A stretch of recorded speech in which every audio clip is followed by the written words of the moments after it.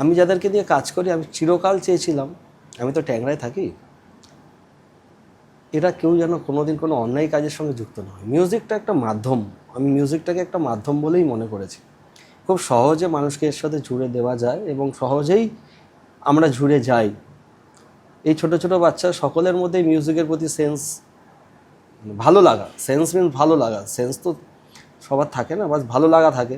ওর জন্য দেখবে আমাদের ওখানে ছোটোখাটো অনুষ্ঠানেই ডিজে বাজুক বা যে কোনো একটা হিন্দি গান বাজুক, আমরা নাচি, ভাসানের মতো করে আনন্দ করি। হ্যাঁ, সেটা কোনো বিদেশি গান হলেও তাই, তার মানে নাই বা বুঝি। তো এই মিউজিকটাকেই মাধ্যম করে খুব সহজভাবে আমি এদের সাথে মিশেছি, এরাও আমার সাথে মিশেছে।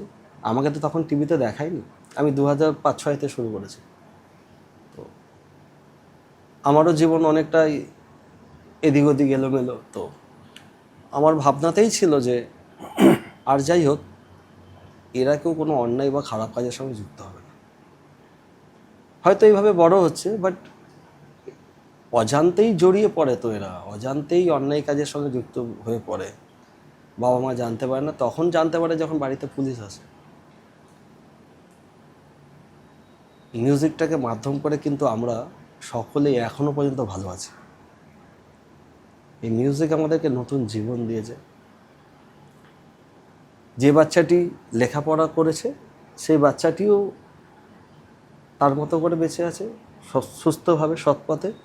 যে বাচ্চাটি স্কুলে যায়নি বা যাওয়ার ইচ্ছা ছিল না বা জোর করে পাঠিয়েছি, সেই বাচ্চাটিও সুস্থ আছে, অন্যায় বা অন্য কোনো খারাপ পথে যায়নি। আর তার এখন মিউজিকটা করতে তারও ভালো লাগছে।